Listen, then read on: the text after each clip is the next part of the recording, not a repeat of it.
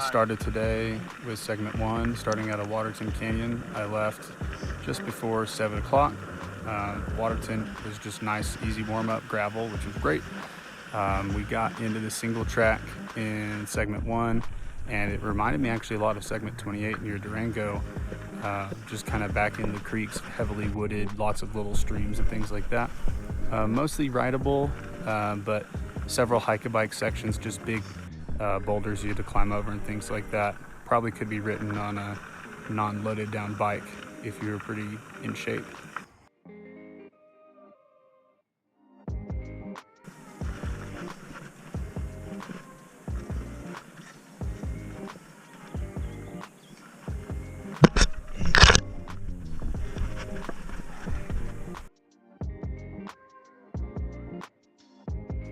Segment 1 ended at the South Platte River, and I took a minute to refill my water, hang out for a second, and then I dunked my sun shirt in the water, which was a good idea. Just took a little break at the South Platte River here, came over the Catskill Bridge and sat by the water, downed about a bottle and a half, refilled water, dunked my shirt in the river, and I'm ready to take on segment 2. Started up segment 2, really hot and dry, and the whole trail is like granite gravel, like the entire segment. And some of the spots in the granite, it's kind of thick, maybe 2.5 inches, and so it's just hard to get traction, hard to find the bottom. So most of the hike bike was because I just slipped and couldn't get any traction. Taking a long break just after noon. I'm on segment 2, about halfway done with my miles today. So I think I'm keeping my pace that I need to keep. Just need to keep the calories up and the water up. Headed on to segment 3. Segment 3, super smooth, super flowy. There's still some roots and things in the trail, but fast flowing, meant for mountain bikes. Really, really cool. I think it's part of like an IMBA loop or something like that. So that was good fun. Unfortunately, I just got behind on calories, didn't take enough breaks, and kind of like bonked out at about like just after 4 p.m. and had to just lay there on the side of the trail, eat a bunch of food, and then like take a nap for 20 minutes. And after that, I like, okay, I can move again. Just started walking and pushing the bike just to move. I had like 6.5 miles left for the day. And then eventually was able to pedal, got some energy back, but just super tired for the last like 4 miles for sure. It was a tough finish. Started my way down the Lost Creek Wilderness Detour and made my way to Wellington Lake, where I was planning on camping, or somewhere near there anyways. Ended up being a really nice lake, but the campsites for $40 a night. And I knew I was barely going to use any of the amenities there. And I was going to have to backtrack to get back to the campsite. So I kind of decided to chance it and went up Forest Road 543. And sure enough, a quarter mile in, there's a big sign for non-motorized camping back here. So I took advantage of it. Super cool spot. I'll take a picture. But overall, 45 miles today. Not sure on elevation gain quite yet, but it's probably in the 6,000 range. Good day overall, hard at the end. Just got to really take my breaks, watch my calories. Fluids I was really good at today. But for sure, tomorrow, just got to make sure I pay attention to those things a little bit closer. Day 1's done.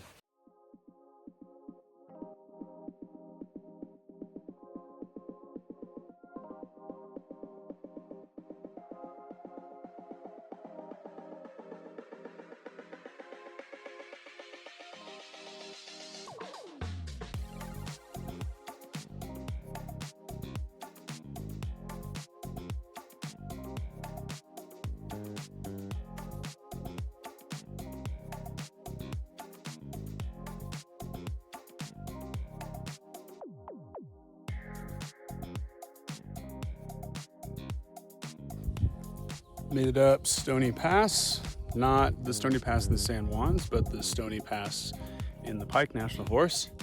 Nice climb, a little chunky.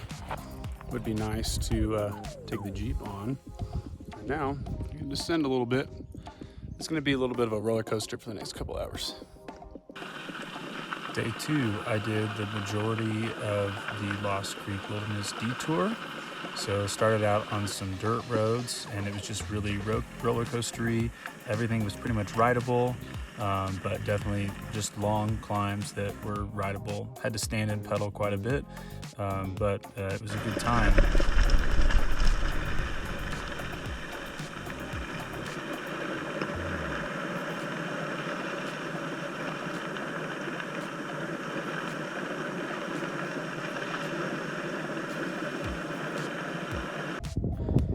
Got a few bison chilling in the valley here.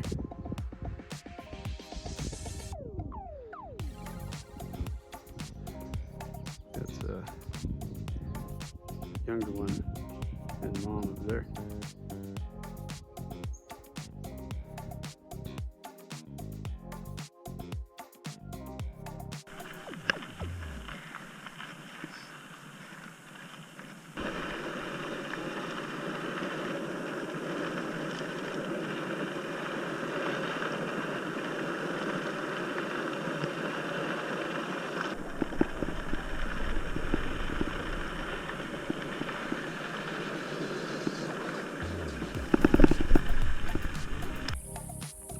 Took a little break just before noon on the Lost Creek Wilderness Detour. I stopped at Goose Creek Campground. They've got potable water, bathrooms, all that kind of stuff. The road's been good so far, rideable and all that. The gravel is good. It's pretty washboardy, kind of surprised by the amount of washboarding. And the gravel just kind of sucks you down, doesn't let you go super fast. So the climbs have been rideable, and the downhills have been flying. So having a good time. Got about 14 miles till I hit the road, and then it'll get a little bit easier as the grade is less and rolling resistance is less. Cheers.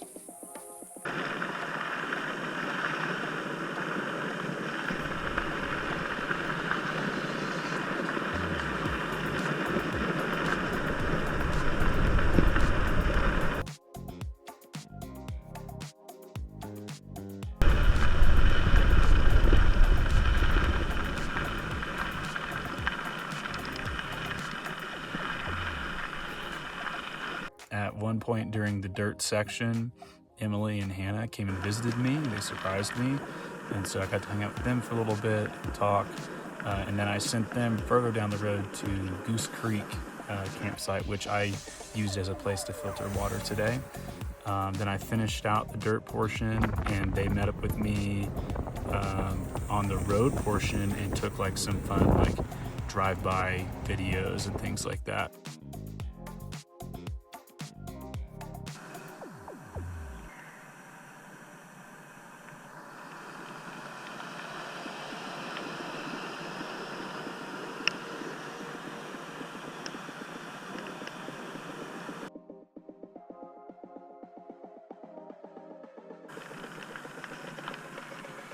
After that, I continued on the big road, and then at about 5 something, started to get some rain and lightning over to my east.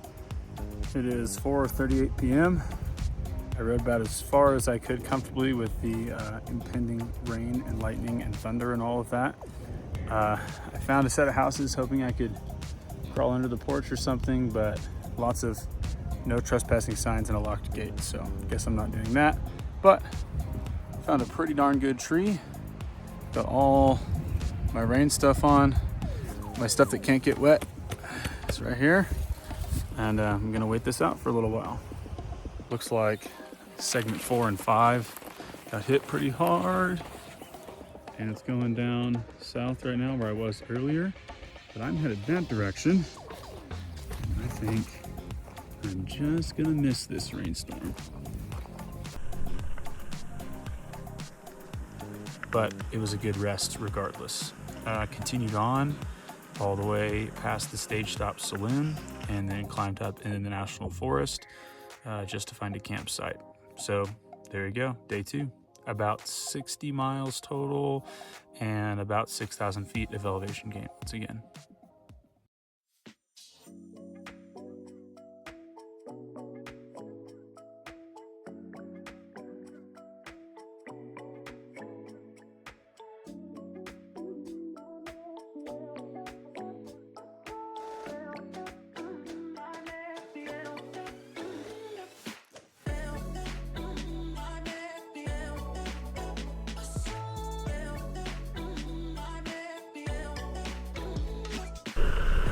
recap of day 3. I camped just above the Stage Stop Saloon on the dirt section of the Lost Creek Wilderness Detour.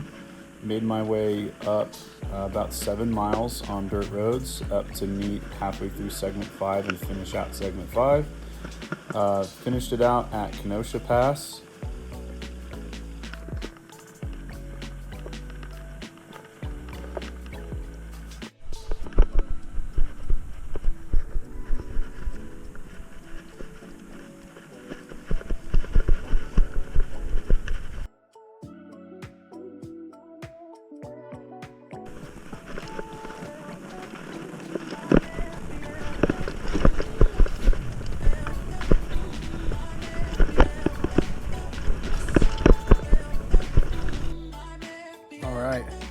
Working on the back half of segment 5 right now, and just broke 10,000 feet for the first time.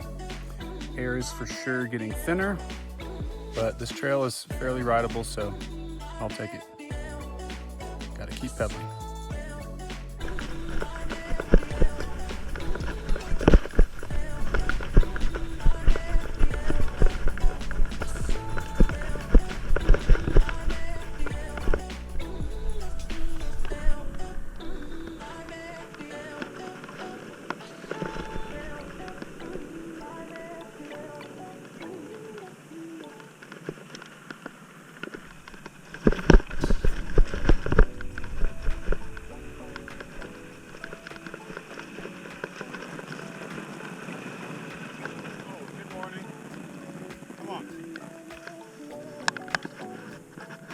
Just me.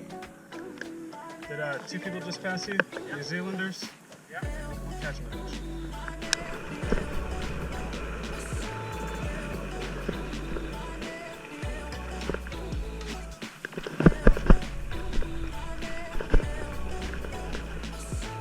What's up?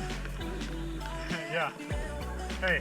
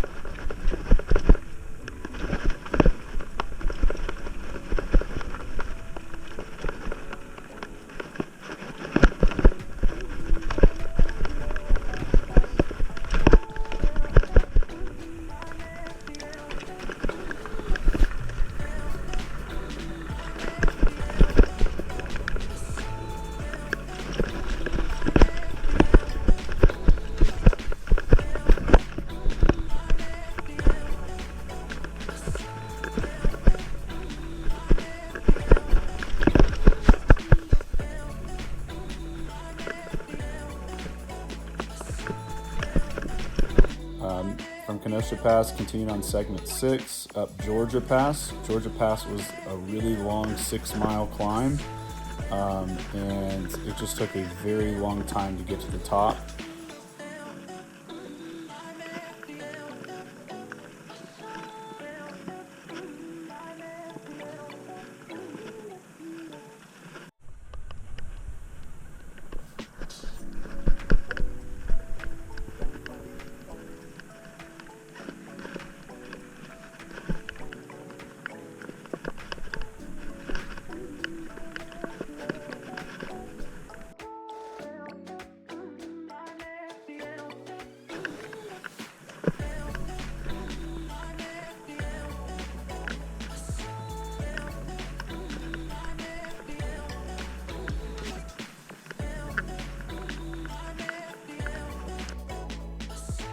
Climbing up Georgia Pass. Still got a ways to go, but just crossed 11,000 feet. This trail has some decently rideable smooth parts, but there's also just back to back to back to back these big roots that are like the size of my ankle that I just can't build up the speed or the stamina to keep climbing. So I'm a little more consistent if I just walk for a while, and I see a section I can ride, so I ride for a while. But the constantly trying to ride everything, I'm just gonna leave that alone for a while and just walk when I have to and keep moving forward. Once I got to the top, I could definitely see some rain in the distance, but checked my radar, everything like that, and it seemed like there was rain, but it was very far away and it was dissipating. No thunder, no lightning, anything like that. So me and another hiker decided to make a break for it and go over the pass, which is above tree line.